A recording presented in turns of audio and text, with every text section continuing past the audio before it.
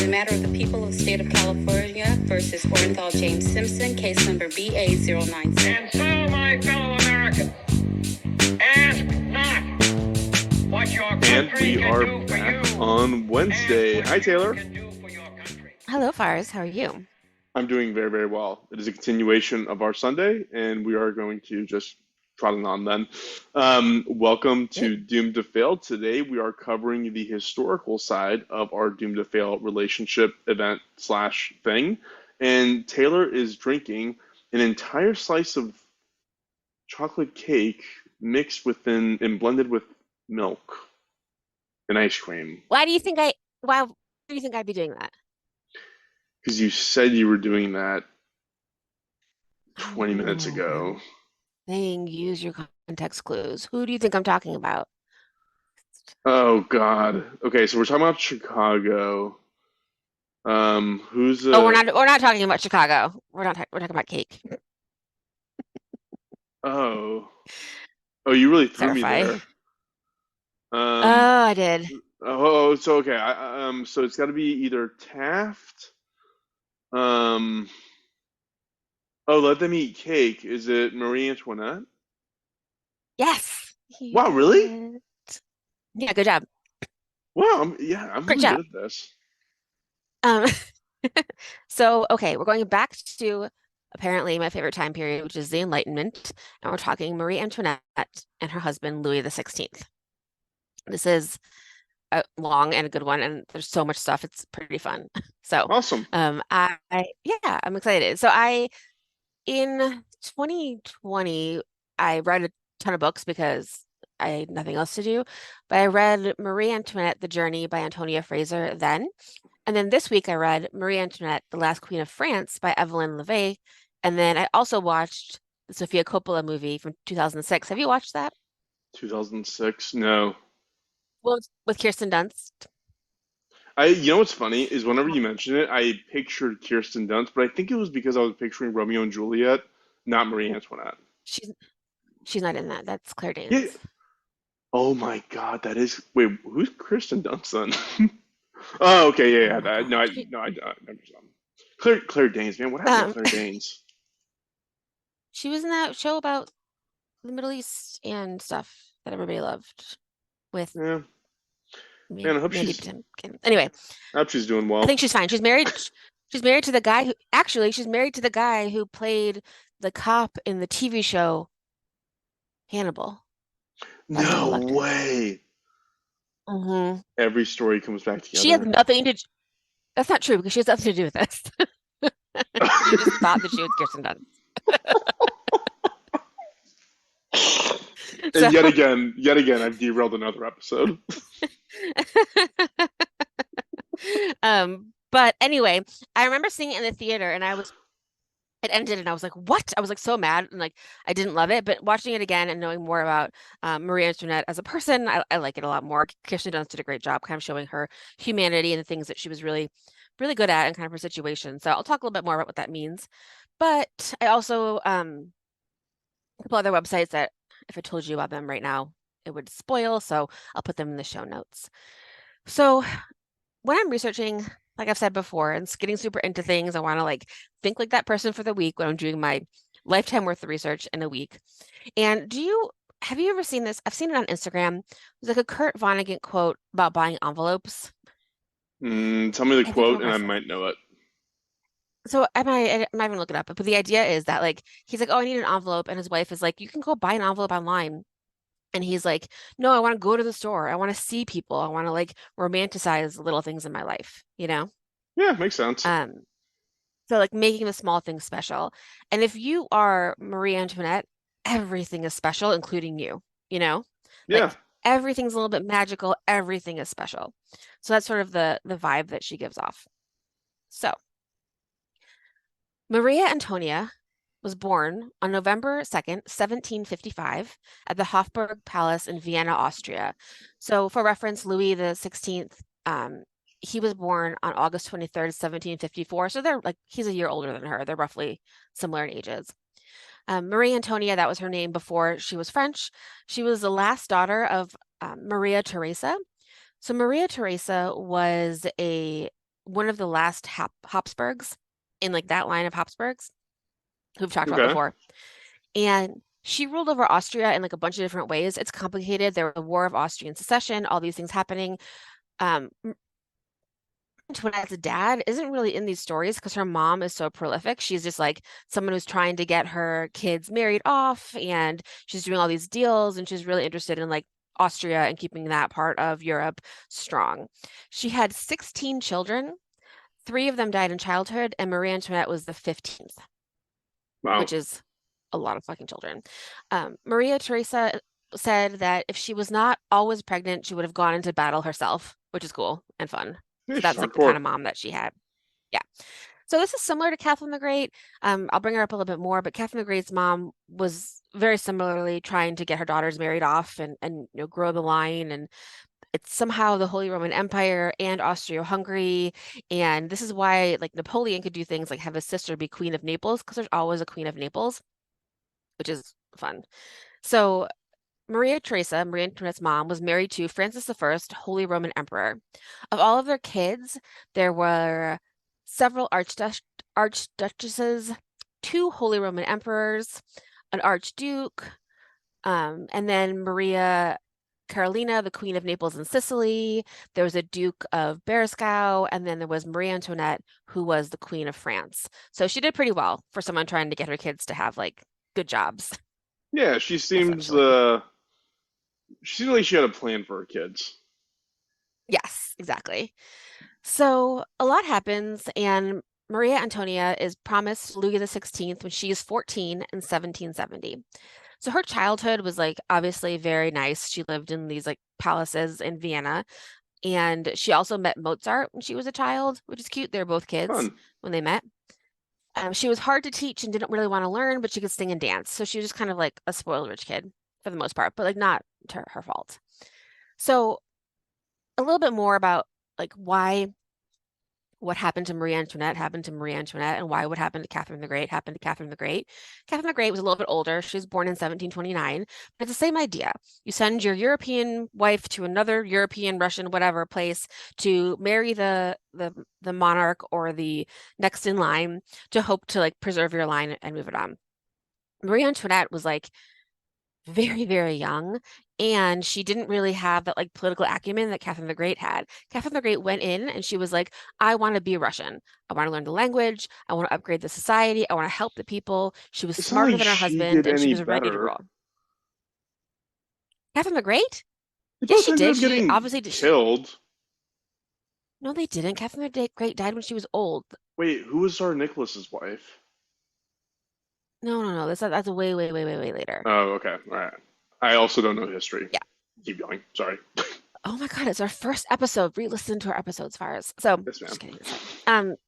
So Marie Antoinette has none of the qualities that Catherine the Great had, which is fine. Like people, if I feel like 99.9% of people in the situation would be like, fine, I'll like live in this palace forever and kind of be sad, but not worry about it. When Catherine the Great was like, I'm going to be the ruler. You know, she has Right. something special that Marie Antoinette did not have. So there's a bunch of people in this story. I'm going to bring them up. This is not in order, but I'm just going to pull out some of the interesting parts. I think the doomed to fail part is that arranged marriages during revolutions can go either way. So either you're Catherine the Great and you get your husband killed so you can rule, or you're Marie Antoinette and you both die. This is like the time when people were like just sick of monarchies, you know? Yeah.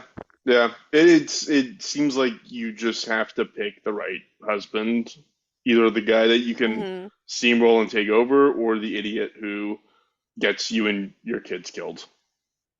Yeah, yeah. Or you're just like living a boring life at court forever, which I don't know. I'm kind of down with that. Anyway, That would be I like fun to lay too. around and read all day. Yeah. So in 1770, Marie Antoinette is on her way to France. So she's still Maria Antonia. When she steps into France, she's Marie Antoinette. She has a little portrait of Louis the 16th, and he's a little one of her. So they haven't met obviously, but they have these little like pictures of each other, little paintings of each other. Louis is the next in line because his dad died and his grandfather is the king. His grandfather is like this guy who has like this like flamboyant mistress, and he like loves women, and that's like a big thing and everyone knows it, which is important. That's just the grandpa. So Marie Antoinette is taken through the woods into a literal like a tent in the woods between Austria and France. It's on the border. So she walks in as an Austrian and leaves French. While she's in the tent, they change her, they get rid of everything Austrian that she had on her and change her into all French clothes. And then she walks through and she is French, you know, Yeah, it's very like you do. Like you, yeah, it's very ceremonial, it sounds like. yeah. And everything is in the story. So when she walks out of the tent, the king and Louis are there. They say hello for the first time. She is very formal and doing the right thing. She's like, I'm so happy to be here. Like, thank you, everyone. I'm so happy. This is amazing. And she's 14, and she's being told to say these things. He's a little bit indifferent, probably a little scared, but that's when they meet for the first time, and they're married really quickly afterwards. So after they get married, they live at Versailles. Have you been to Versailles?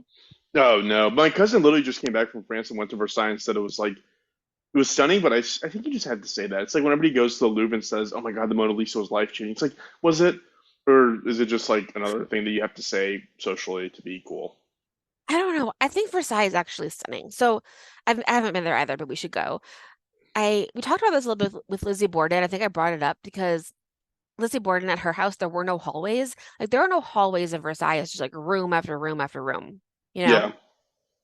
Yeah, And which when I was just in Seattle, I visited a coworker's house, and it was interesting because like his he was doing a tour, and like his bedroom had like a door to another room that had a door to the yeah, stairs. And I was like, when was this thing yeah, built? Because I remember that they built houses that didn't have hallways. It looked like it was designed like that. It looked like it was like two rooms that were supposed to be separate that you had to walk through to get from one side to the next. And then the house was yeah. built in like the 1960s. I was like, I didn't know it was like that weird of a concept to have hallways back then, but maybe it was. I don't think so. Yeah, that's weird. Yeah. But yeah, but that's what it's like in Versailles. You have to like everything is very public. You have to like walk through everyone's stuff. So it used to be a hunting lodge, which is like in air quotes. It was always like a very beautiful palace. And then kings as they were living there, they built more things on it and it got bigger and bigger. It's 11 miles from Paris. So it's not very far from Paris. It's kind of close. And it has 2,300 rooms and it's 679,784 square feet. It's Jeez. very big.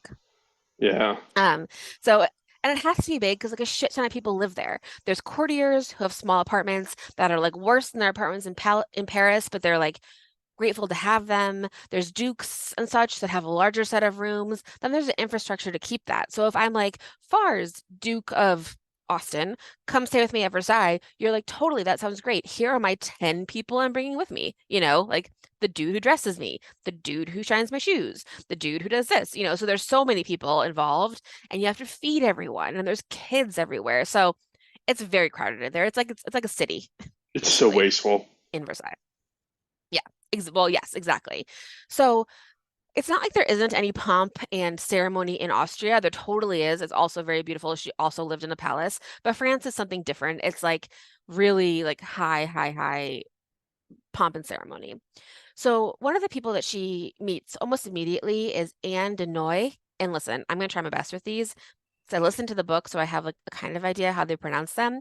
But de Noy is Denoailles. So she's the Comtesse de Noy. Comtesse de Noy. There we go. She's a first lady in waiting for the queen. So she knows all the rules. So in the morning when Marie Antoinette wakes up, there's like this crazy dressing ceremony where there's like 20 women in the room and they hand her each piece of clothing one by one because it's like an honor to do that. Like, oh, it's an honor to hand you your stock, things like that. So there was no privacy in Versailles. Everyone was there.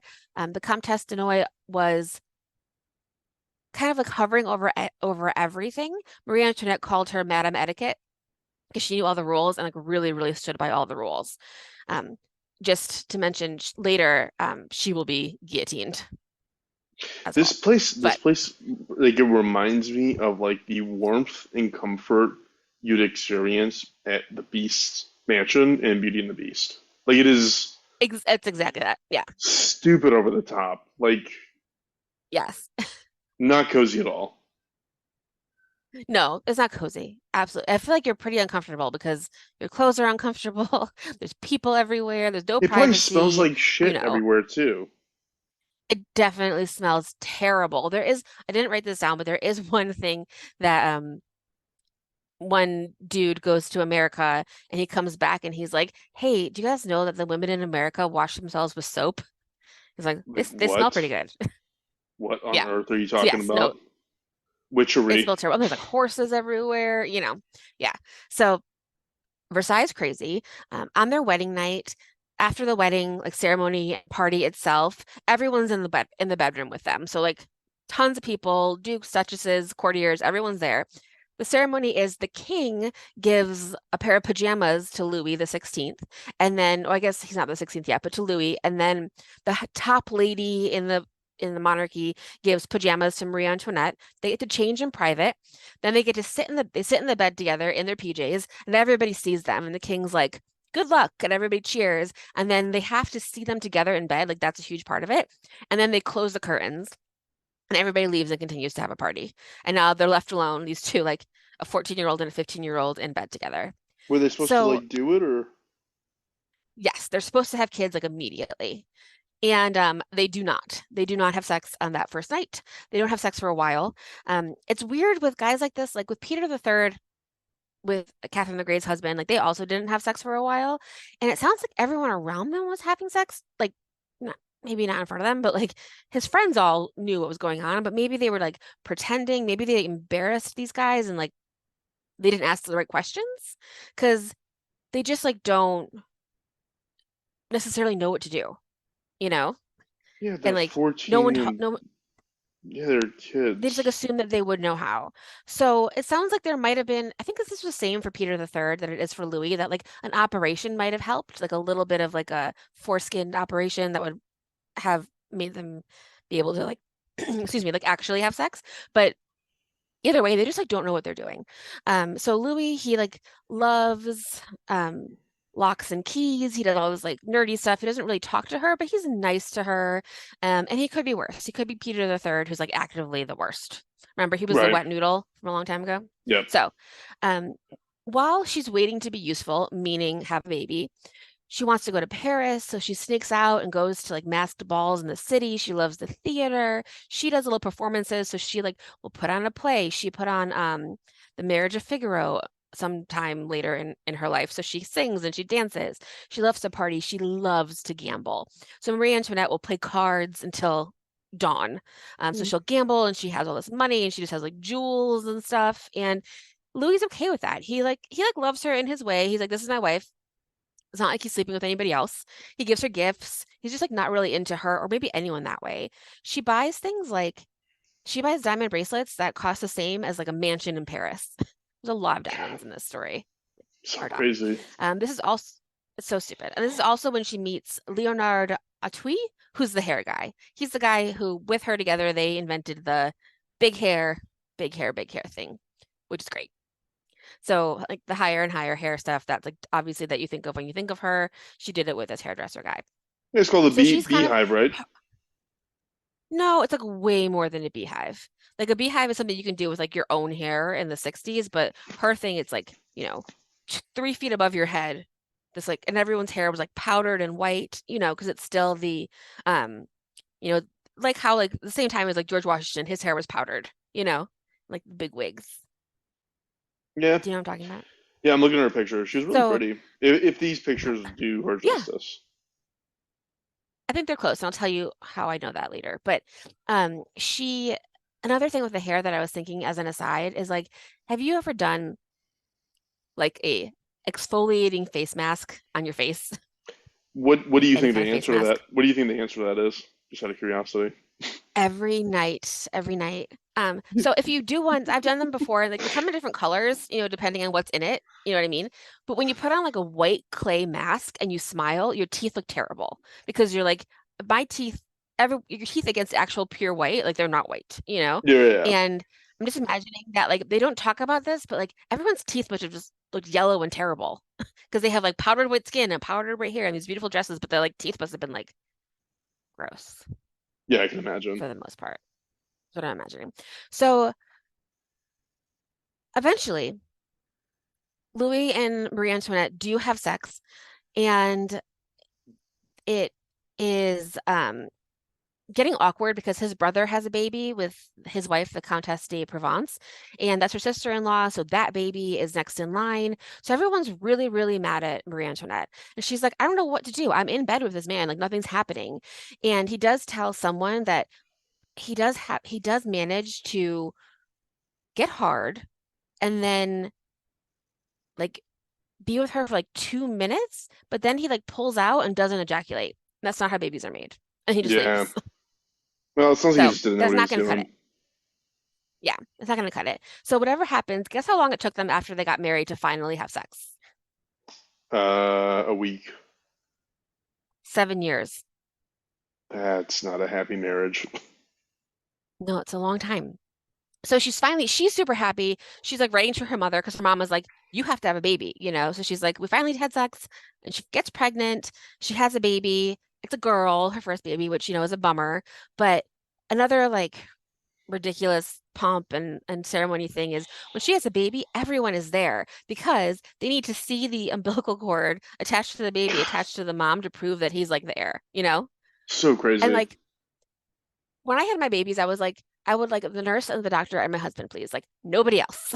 I know, but Some if you're people like want to have their families there, which is fine, but like 50 people crowding in the room, that's bad. but if Flo was the heir to like California, you know, You'd have to then, I guess. I guess you'd But have also to. I could take a DNA test and be like, she's mine. Like, let's Oh do a yeah, that's right. DNA That's test right. here, That's right. you know. Yeah, fair Like enough. physically see it. She does. She Marie Antoinette passes out, and they make everybody leave the room. And then later, Louis changes it where you don't have to have that many people in the room, which is very nice because you don't need 50 people in the room to do that. Her life So seems this, fun, but also a nightmare. yes, exactly. So other stuff is happening, but eventually she does have 4 children. So Marie Therese is her first daughter. She was born in 1778. She actually lives until 1851, so she lives to be a little bit older. Then she has a son named Louis Joseph Xavier Francois. He dies in childhood. He dies when he's about 8 years old. He was very sickly. And then she has another son who's Louis the 17th, and he also died when he was young. He died when he was about 10, and she had another daughter who was born in 1786 who died after a year. So 2 of her boys live into childhood. One infant dies, and then her first daughter does live for a long time. Okay. So a lot of babies die during this time. The French Revolution definitely had a part of this as well. So it's in the Marie Antoinette movie, it was like wrong about the number of kids she had, which is weird because it's like a difference of 3 and 4. And the ending was also like oversimplified it, but still like one thing that the movie with Kirsten Dunst, I think does that like I didn't appreciate the first time I saw it is like Marie Antoinette was a really good mother. She really wanted to be with her kids. She wanted to, feed them herself and spend time with them. Usually in this time, like you just didn't do that. So she really was a good mom. So before and during this time is like 10 years where she's having kids, here's a non-sequential list of interesting shit that happened during this time. So the current king was a grandfather to Louis XVI. He has a mistress named Madame du Barry, and there's an interesting tension between Madame du Barry and Marie Antoinette. Du Barry was from a poor family. She was a sex worker, but the king liked her so much that he had her marry someone at court so that she could be around, Wow. which is ridiculous. Her husband was like, you need to be nicer to the king so that we can have more stuff. So it was definitely like she would Arranged. be with the king and then the husband, yeah, all the things. So eventually she was presented at court as the king's mistress. And the first time they tried to present her, she was so nervous, she broke her ankle running away. But eventually she lived in apartments with secret tunnels to the king, which happens a lot in Versailles. There's like secret tunnels to different people's apartments, different people's rooms. So she's living in apartments with tunnels to the king. She ends up living a really fancy life. She's friends with Voltaire. She's sort of just like at court having a blast. And Marie Antoinette, when she gets there, she's like, I don't want to talk to her. Like she's like a harlot. She's not someone that I want to associate with. Right. And the king is like, you have to talk to her. She's my girlfriend. And it's like creating a lot of tension in the palace. So eventually on New Year's Day, 1772, Marie Antoinette goes up to Madame du Barry and says, "There are many people at Versailles today," and then walks away. But that was enough to make her happy. Right. So she wouldn't be like as exiled. So the king, he dies in 1774. He died of smallpox. He didn't think he had smallpox because he thought he had it when he was young. So they thought that like he was immune to it. And then also later, like Louis the 16th gets inoculated to smallpox. They're doing that now. And he like, gets like the vaccine, quote, quote. But the king is like, gosh, if I didn't know any better, I think I had smallpox. But like no one tells him he has smallpox because they're like embarrassed because he thought that he had it when he was a kid. And he eventually dies of that. And Marie Antoinette becomes the king of France, and Louis becomes Louis the 16th, the king of France. So Wait, you just said Marie King Louis, Antoinette. Marie becomes the Queen of France. Okay. Yep. Got it. Got it. yeah. Mhm. So King Louis has some meddlesome aunts. In the movie, they're like it's Molly Shannon and then another lady who played um, Moaning Myrtle in Harry Potter, and they're Oh, just no like way. always gossiping, and there's tons of gossip. They're cute, but they one of the aunts dies having her 10th child, and they described it as like there was just blood everywhere, which is Wow. gross and terrifying. So politically and socially, France is falling apart. So you might remember this is a revolutionary time. France gives aid to the Americans. People are starting to say things like, maybe we should share the wealth. The way the king spent money is crazy. Like Marie Antoinette had a coffer of money that was like her allowance, but she overspent it constantly. And it was like, having like $1 million a month. It's like when you see the celebrities get divorced and the alimony is like $600,000 a month, and you're It's like, crazy. what? Yeah. Kevin Costner's wife So just did that, I think. yeah, that's bananas. You shouldn't need that much, but that's how much money she's spending. There's so much money. There's also a weird thing where surprise, surprise, rich people are not taxed. So that makes poor people really mad because it should. Um, the French people are starving. So there in 1775, there's a flour war, flour like FLOUR war. And people like they can't, the price of bread is going up.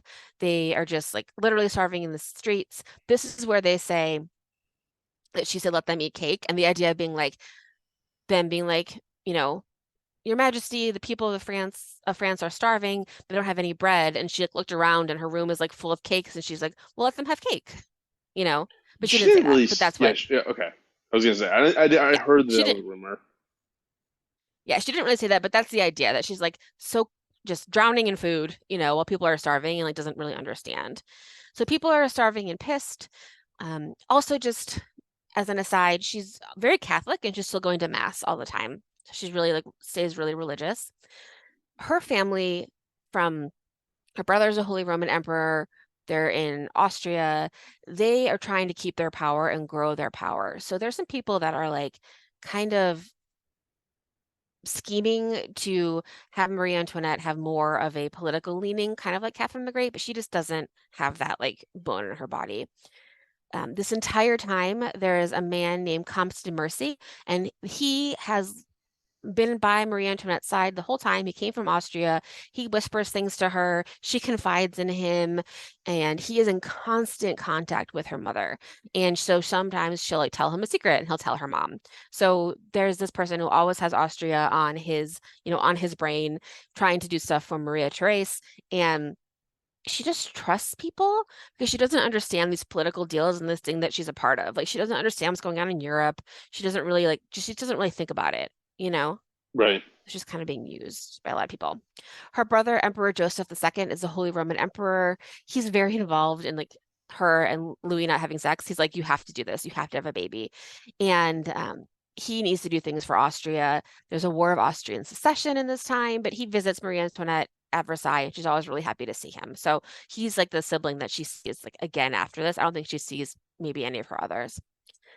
She also has a couple girlfriends, like her ladies in waiting. So there's the Princess de Lamballe, who's her best lady in waiting. She's always around. They're partying together. They're gambling. They're going to Paris. They're creating their plays and musicals. They're like always together. She also has a friend named the Duchess of Polignac, and so she's a little bit sassier. People don't really love her being with her, but she's like, no, she's so fun. I like love to be around her. So she's one of her favorite friends as well. So she has these friends, she has her family kind of meddling in her business. She does really, really love her kids. I think I said this before. I jumped my gun, but she wants to be with her kids more. A lot of the tradition in this time was like you'd have a child and you kind of like give it to tutors until it was like 10, and Right. then you would like take it and get to know it. But she really wanted to be with them. She also adopted some kids to be with her kids, adopted in air quotes as well. So like she had Stole like a poor a person's little child, poor basically. 100%. She had like a poor girl follow her daughter around, and they would do all the same things. They would like wear the same clothes and learn the same things to keep her humble, which is weird. She also had an enslaved child named Jean Amilcar, and he was from Senegal, and she sent him to boarding school and paid for him to go to boarding school until when she died, then they couldn't pay for that anymore, and he ended up like on the streets, and he became an artist, and he died pretty young. But so she had like a bunch of kids around.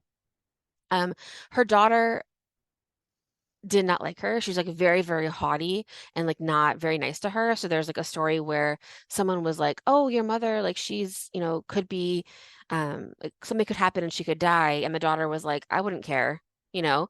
And they were like, "Well, do you know what death is?" And she's like, "Yeah, it means you don't see them again. I wouldn't care. My dad loves me more than my mom." So even Rich, though I rich think kids, Marie man. Antoinette, yeah, I think that she, really I truly believe she wanted to be a good mother. So, but her daughter was kind of a brat.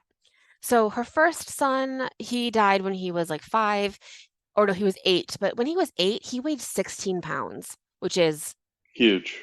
No bad. big. Oh, when he was 8 years old? No. Yes. Bad, bad, bad, Oh, bad, wow. bad. Yeah, Yeah. yeah, yeah. My 8-year-old weighs 50 pounds and she's small. Like he was super sick, like super wasting away, and he passed away when he was young. So she has another son who's going to be her son who's going to be around until he's 10, but he dies like later. So she's still spending money. At one point, this is fun. Ambassadors from India come to visit, and so they've never seen people dressed like this. The people at Versailles have never like smelled Indian food cooking before, and like no one will try it. They're scared, which is Makes hilarious sense. and fun. Yeah. And so she really, really like loves the way these ambassadors from India look. And so she has Madame Tussaud, like of the wax museum, make like wax mannequins of them so she can keep them at Versailles and always see them. It's pretty So like cool. the real Madame Tussaud is in this story. Yeah. I didn't know she was that old. Yeah. So it seems like everything was pretty hectic. She gets at one point, I mean, people in France are starving, and Louis buys a chateau for her, which is like, a bigger house than like you've ever seen. So she can like go somewhere and be calm and get away from Versailles with her kids. She also, on the grounds of Versailles, makes a fake French village in 1777. It's I part of the did hear about gardens. this. Yeah, they built houses and had farms. There were real gardeners, real animals. She would wear simple dresses and kind of like walk around her little town. There's like defense that she wasn't like pretending to be poor, but she was like trying to have like the simplicity of it. I don't know. And like it definitely wasn't real. Like there was a barn, but inside the barn it was a ballroom, And she would like be like, "Oh, let's get some goats. Let's have them all be brown with one dot." She could like pick things that like a farmer can't pick. You know what I But I mean? thought the reason why she did that was because that was her only way to try and experience what normal life was like. I don't know if she was trying to like experience the life of a normal person. I think she was trying to simplify her life, but maybe that's the same thing. Yeah, maybe. I don't know. So she spent a lot of time there. I now have a side quest for us. This Ooh, is one okay. of my favorite side stories. Did you say boo to a side quest? No, I said, ooh, let's see. Oh, okay. The I was like, what? opposite of a Okay. boo. So, okay, perfect. So I'm going to tell you about the time skip of the Moberly Jourdain incident. Have you ever heard of this? Probably not. It sounds like a haunting, but I doubt it is. Kind of. So on August 10th, 1901, two British teachers, Charlotte Ann Moberly and Eleanor Jourdain, went to Versailles. They were British school teachers. One of them was living in Paris, and they were like, you guys should get to know each other because you're going to work together. So she went to visit. They went to Versailles itself, and they were like you said, like, yeah, we get it. It's pretty. And they didn't love it. And they decided to go to another building, but it was closed. So they're kind of wandering around the gardens of Versailles. And then one of them said, quote, everything suddenly looked unnatural, therefore unpleasant. Even the trees seemed to become flat and lifeless, like wood worked in a tapestry. There were no effects of light and shade, and no wind stirred the trees. So they're walking and things are like kind of feeling weird. Then they see a little cottage and a woman is in the window waving a handkerchief at them. They see two men dressed like really, really nicely, and they told them to like, oh, continue on, walk down this path. They ended up in a part of the garden and there was a bench, and on the bench was a man, and he had like a face that was pockmarked from smallpox, and he looked at them and they felt like crazy terror, like he was evil. And then they kept walking past him and they walked over a bridge, and there's another man with another fancy hat, and he showed them the way to the house they were looking for. On their way over the bridge, one of them saw a woman with like big blonde hair and a white dress sketching in the garden. So when they got back, they like kind of talked about it like that was weird, like what was all that? What did we see? And they went back to Versailles again and they couldn't find the bench and they couldn't find the bridge. Weird. So they they wrote a book about it called An Adventure and they published it like under pseudonyms, but they said that like they saw ghosts. Like that was Marie Antoinette and that was like people from the 18th century like being there. And so obviously people like critique them and think that they're lying or they accidentally walked into a costume party or something. But I think it's fun to think that maybe they like accidentally walked into Marie Antoinette like in her little village. One of the critiques called it a lesbian folie à deux, which made me laugh because like I don't even know who knows if they're lesbians, but like a lesbian folie à deux is hilarious, and I'm going to Yeah, call that's what I was like. everything that two women do together that. I was like, where did the Like lesbian the part people were come like, from? there's it's just like they're two like spinsters living together. So maybe they were, like they were roommates. That means they were lesbians. But either way, that's not the point. The point is that it's funny to call people that. It could have been a fancy dress party, but anyway, I hope it's true. That It'd be would so be fun. fun. That would be really cool. Yeah, I love it. Anyway, so that's that time skip. So the French people are getting mad. They're seeing all this money that she's spending. There's an affair with a diamond necklace where there's this really, really, really expensive necklace. It has like 600 diamonds on it. It's like more expensive than anything ever. Madame du Barry had wanted it at one point, but someone dressed like a fancy person goes to these jewelers and says, Marie Antoinette wants this necklace, but it has to be a secret. So she can pay you in installments, but she definitely wants it, but don't tell anyone because everyone's mad. And then that woman also gets a cardinal from the church who Marie Antoinette does not like to help her with that. So the woman is like, Cardinal, let's go meet the queen in the garden. He meets this woman who says she's Marie Antoinette in the garden and says, please get this necklace for me. I promise I'll like help, I'll pay for it. But it's not her. It's all like a scam. These And people don't so know what anybody looks like, really. yeah, and it's like dark and like whatever, it could have been anyone. So everyone loses money. The jewelers are like, what do we do? Like, we have to be paid for this. And they like go to the queen and she's like, I don't know what you're talking about. And there's a trial and she's really mad because she's like, "This is going to ruin my reputation. And it totally does. People like think that she did this thing to like try to discredit this cardinal and all these things. It's not good. Everyone's Yeah. embarrassed. Turns out terribly. So sentiment is bad because of that, because of the village, because of the chateau, because of all these things. Another thing that's happening is she does have an affair with a Swedish um, dude. I wrote dude, but he's like a military guy named Axel von Fersen, the younger, aka Count Fersen. Some call him Fersen. He had been to America to help in the Revolutionary War. In 1774, he went to Versailles, and at a party, he and Marie Antoinette talked for a while, and he didn't know who she was. So that's like he was like, this woman's great. And like they just like he didn't realize that she was the queen. And he Right. came back 4 years later and she saw him and she said, oh, you're an old friend. Like she remembered meeting him, because he was cute and like he made her feel sexy. And he would be in and out of her life forever, for the rest of her life. Some people think that her last two kids are actually Fersen's kids and not Louis the 16th's.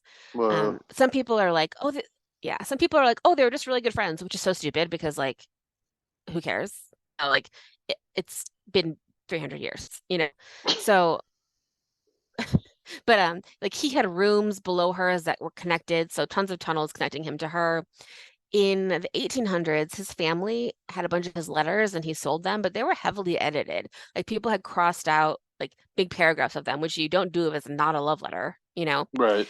And he tried to save her a few times. There's letters from Fersen to his sister that are like, "Oh, I just love this woman so much. I don't know what to do." He also was like a real pro-monarchy guy. He thought that like kings were appointed by God, so just like being around her was like magical for him as well, you know? Yeah. Um, the king knew or whatever, but but he, I don't think he like particularly like cared too much. He just was like content to like do his own thing. Because And he was also sleeping with other people. no, he wasn't. But he just wasn't Really? into it. Okay. Yeah. He was Like Peter III asexual. was into it. Yeah, I think he was asexual. He just like it just wasn't his jam, which is fine. He didn't, so he was like, okay, I know my wife needs this. So after the revolution, people found his rooms under his bed, and they were like under her bed, under her rooms, like the secrets and stuff, and they were like, oh, interesting. Like it was very clear that they were like he was sneaking around. Um, Other things that happened, Lafayette is there. So Lafayette, who was, the French guy who came to America to help George Washington, he goes back to help with the French Revolution, but he wants to compromise. He's like, the French France is like, we want to totally abolish the monarchy. Lafayette is like, we think we can make a compromise, have a constitutional monarchy like Britain. Like, let's try to figure this out. In 1789, in July, the Bastille is stormed. So yada yada yada, a lot of that, but there's like a ton of unrest, a ton of riots. This is an insurrection. They storm the Bastille, which is a jail in Paris, and they let everybody out. So this is like the regular folks who are having the revolution. Storm the Bastille, and in that, like they're killing people and putting their heads on sticks.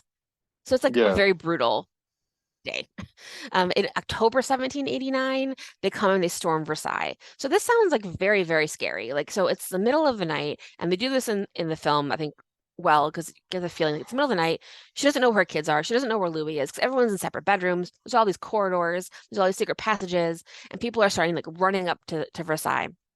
They even have a hard time closing the doors because the Versailles had never been closed. People would just kind of welcome to come in and out, you know? So they like try to lock the doors. It's chaos. Everyone's crying. Lafayette comes and tries to help them, but they end up getting taken to Paris. So, but while they're still at Versailles, kind of the last time that she's there, the crowd yells they want to see the queen. So she goes out in the balcony with her children, and they say, "No children, we just want to see you." So she sends the kids back in, and she does a bow to them.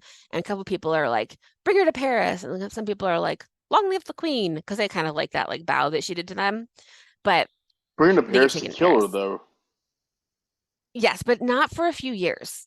Since she's essentially under arrest for treason and conspiracy and for spending all of the country's money. Got She it. Got it. definitely spent a lot of money. She contributed a So they're lot to that. taken to Paris. Yes. So they have a few chances to escape, but they don't want to leave France. That would be seen as like terrible. Nobody trusts her because of her Austria connection. So I don't know how much she actually knew that she was like passing information to Austria, but she was constantly doing that because the people around her were like kind of betraying her and telling stuff to other countries in Europe. They have a plot to escape where they at one point they like dress like they're peasants and get into a carriage and they ride for a couple days out into the countryside and then they eventually get caught and have to go back. But before they left, Louis the 16th wrote a letter on his desk that said like, "Fuck you, I never would have compromised with you. I hate you all," or something like really hilarious. And then when he got caught and brought back, he was like, I didn't mean that letter." takes you backseat. Which is so funny. This whole time, Fersen is like helping her, trying to help her get out of it. He thinks that she dies a couple times. She sends him a letter that just says, "I exist and I love you," just trying to do it. They try to escape a couple times. Technically, they're prisoners. They have to, things are starting to change. Like obviously, she has her ladies in waiting there with her. Louis' sister is there with them, so they're not alone yet. But things are like drastically different. So at one point, Marie Antoinette is in like her room in this prison, which is probably like more beautiful than any room I'd ever be in. But one of the guards is talking to her and he like, kind of gets tired and he sits on the edge of her bed to talk to her. And she's just like, "What is happening?" That's just like something that would be like you would get your head cut off for doing that at Versailles. So it's just things are starting to change. It goes on for years, and the people taunt her whenever she's out. Like they like bring her from building to building to like question her. People will like run past the carriage with like little tiny guillotines and like wave them in the air at her Wow, because they like wow, don't that because is dark. dark. The king won't secede. They're like, he's like, no, I can't. Like he can't do it. He had opportunity to. He could have saved his family, but he like didn't because he wanted to save the monarchy. So while they're still living together as a family in this prison, Madame Lamballe, which is her first lady in waiting, she was like Marie Antoinette's best friend, is taken and guillotined. So here's what they do to her. They take her head and they put it on a stick and they bring it to the jail to show Marie Antoinette the head of her friend. God, it's fucking So some people absolute say that insane. insane. So that they say that they heard a scream from the window, but it was actually the jailer's wife, and Marie Antoinette never actually saw the head. Some say that the head had like her hair was just like matted and covered in blood, and you couldn't really tell it was her. So there's a rumor that they took the head to a hairdresser and had her hair fixed so that Marie Antoinette could recognize her. Somehow that's even And more then her grotesque. no, it's gross. And then her body, they ripped off all of her clothes, left her naked body on the street, and ripped her heart out. Jesus Christ. Like Jesus. Okay. So like when we talk about like people in like the ancient past being brutal, like this was not too long ago, you Yeah. know, they did this to her. So other people that were they were with died. Other people who were guillotined. Madame du Barry was the past king's mistress. The Comtesse de Noailles she was the one that was the Madame Etiquette. Marie Antoinette's sister-in-law, Elizabeth de France, she was guillotined as well. So a lot of people are dying. They get sent to a dungeon. There's no servants. She wants to be with her children. She tries to teach them things. Eventually, the king knows that it's over. So, lots of reasons where they get to it, but the king is going to be killed. Obviously, Robespierre is there. He's the guy who like loves the guillotine and was like responsible for tons of beheadings. And the king spends an evening with his family. He says he'll come back in the morning, but he doesn't. He changes his mind because someone tells him it would be too hard for him to go back and see them again. So he doesn't. He leaves her a ring and he has a lock of her hair. And by 10 a.m. on September 21st, 1792, he is killed by guillotine. Yeah. When when Marie Antoinette from jail heard the bells announcing that he had been killed, she bowed to her son, who was technically the new king, but he was never officially king. It's like you don't want that role now, son. You Yeah, really no, don't want it's that bad. role. Things are bad. So then they took her kids, which is so sad because she really loved her kids. Like, they took her son and she could hear him, but she couldn't see him. So she would like spend all day trying to like peek through the bars of her prison just to like see her son. She just like missed him so much.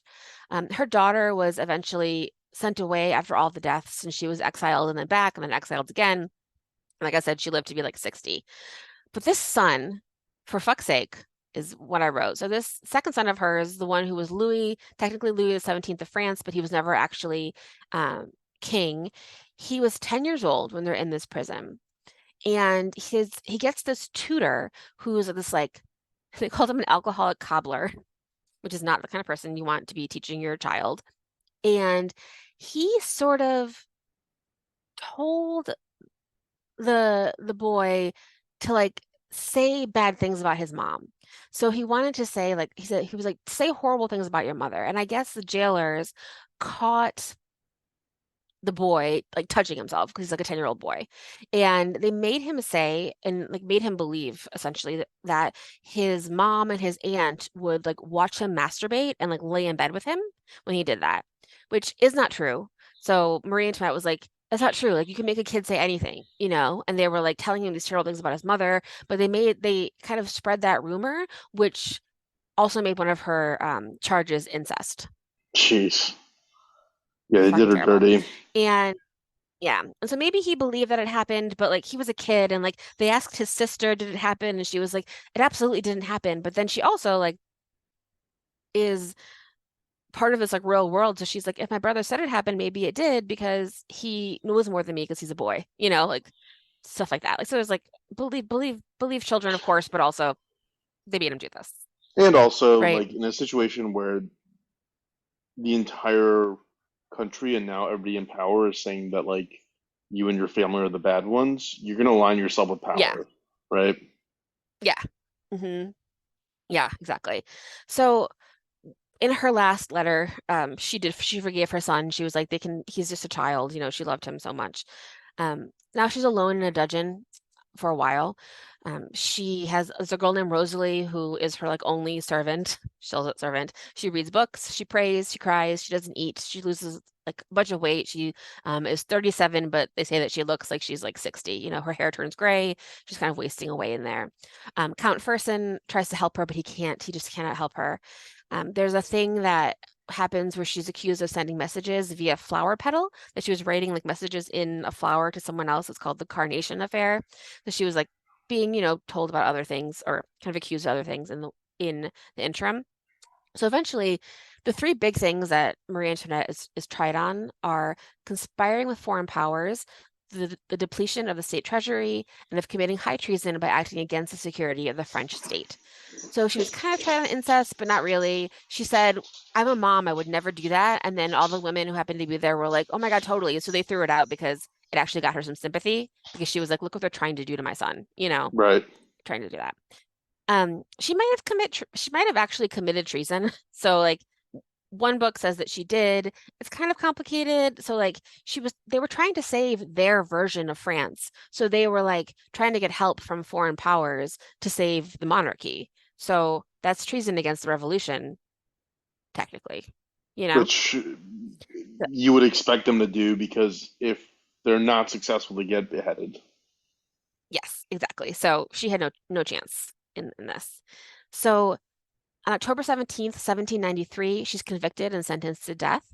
She writes a letter to her sister-in-law, who isn't dead yet, asks for forgiveness. She's wearing a simple white dress and a bonnet when they come to get her. They cut off her hair all the way to the neck, so they cut her hair really short, which makes sense because I feel like hair would get in the way of guillotining someone and it'd be gross. So they cut her hair. They put the bonnet back on and they take her to the scaffold where this is going to happen. The executioner, his name is Charles-Henri Sanson. He's someone who is an executioner. I think he also guillotined the king. And on the way up the steps, she accidentally steps on his foot and she looks at him and she says, "Pardon me, sir, I didn't mean to." And those are her last words. Aw. She was taken to the scaffold at 12:15. She was beheaded. They held up her head and yelled, "Long live the Republic." She was buried in a poor section of Paris, but before she was buried, the people who worked at the cemetery were on lunch break, and Madame Tussaud snuck in and took her death mask. So we do technically know what she looked like because we have the death mask of Marie Antoinette that Madame Tussaud herself made. That's pretty cool. And I know Let's you see if I asked, can find that. it's super cool. I know you asked me about this is what she really looked like. So if you compare the death mask to the paintings, there's a little bit of obviously stylization in the paintings. Looks like her nose is a little more like hooked than it is in the paintings, but it's pretty close. And there's a website called Royalty Now that takes like death masks and paintings and descriptions into account and tries to say like what people really did look like. So I think that the paintings are pretty close. Yeah, I would say so. Looking at the death mask. Yeah. Yeah. After the revolution, Louis's brother becomes king, and he moves her body, which is just bones and a little bit of hair and clothes, to the Basilica Cathedral of Saint Denis in Saint Denis, France, and it is 18 miles from Versailles, and that's where she is buried today with Louis. So is she a tragic figure or I you think don't she's know? tragic in that she was just a little girl she didn't know any better, And then you can say like, sure, she should have known better, but also everyone's telling you that you're super special. Everyone is confiding in you with things. Everyone's kind of keeping her in I don't know, they're kind of keeping her in a perpetual state of like, do this, you just eat, you just drink, you just have fun, you just do these things, no big deal. Where they're like kind of scheming around her to do other things and things are happening that she doesn't understand and she doesn't take interest in them. So like that's her fault. She could have taken more interest in them, but also like you know what you know. And Yeah, like you have who's to be to say like you wouldn't super just hang out? you have to be like super dialed in, I think, to even know what to pay attention Yeah, you have to to. be yeah, you have to be Catherine the Great, and she wasn't Catherine the Great, but like no one is. So Yeah. I don't blame her. Yeah. You know. Yeah. I've always kind of looked at it as kind of like a probably an unfair telling. It is a story of excess that Hmm. it is nice to look at and say, oh, well, the rich ones are the shitty, evil, horrible people. And that's true in a lot of cases, but there's people who are kind of born into things and circumstances, and they're Yeah. no more at fault for their ignorance than someone who was born into poverty is for their poverty. Yeah. Yeah, I agree. She's not that let the meat cake villain for sure. Exactly. Exactly. Yeah. She sounds kind of Awesome. fun. Yeah. Let's that was a really well researched, well done episode, and I'm gonna also call out the Marie Antoinette piece of it. So there, again, that other show that I always harp on, You're Wrong About, also did like a three-part series on Hmm. Marie Antoinette as well, and that's outside of this episode, that's the only other place I've like learned about her and her history. Hmm. So that's also a good listen to for more historical context in case folks are Yeah, interested. and the books I read are actually great. Like the Marie Antoinette, The Journey by Antonia Fraser is so good. It's like a minute by minute you're terrified when she's in the jail. You know she's gonna die the next day and you're so sad for her and you're so worried and like all these things. So it really is great. Um, Would I'll post a you link to that and I have a would you go by guillotine? I actually think yes, it sounds kind of nice because it happens so fast. I think much rather guillotine than like a dude with an axe, like Anne And you Boleyn. don't and you don't see it, right? Because you're head down. Yeah, your head's down. I think both cases your head's down, but your head's down and it happens like in half a second and your head falls into a Yeah, basket, you know? But like the axe guy can like fuck up and like cut your shoulder or like maybe it takes six times, you know what I mean? If you get a bad axe guy. So I think having a guillotine, I mean, that's what it was made for, right? To like speed up that process, make it right. like much more humane. I And I am think very Robespierre for ended up being guillotined himself good. I'm not sad about because that. he's the guy who, yeah, Maximilien Robespierre, the man who loved being guillotined or Well, he didn't guillotining love. people. Yeah, there you go. Yeah, he loved Um, guillotines, but I think he gets guillotined. Anyway, he's someone we could talk about later at length as well because he is crazy. yes, yes. The French He is luckily a crazy has motherfucker. a rich history of crazy people. Um, well, Taylor, thanks for sharing. Do we have any listener mail?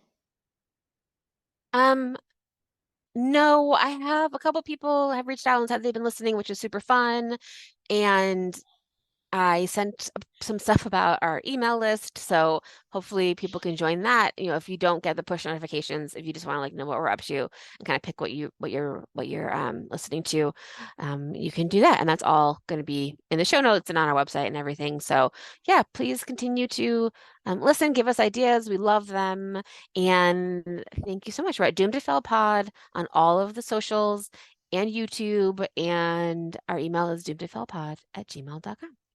Sweet, awesome. Thanks Cool. everyone. Thanks Taylor. Have a Thanks. safe Thanks, trip Faris. to San Diego.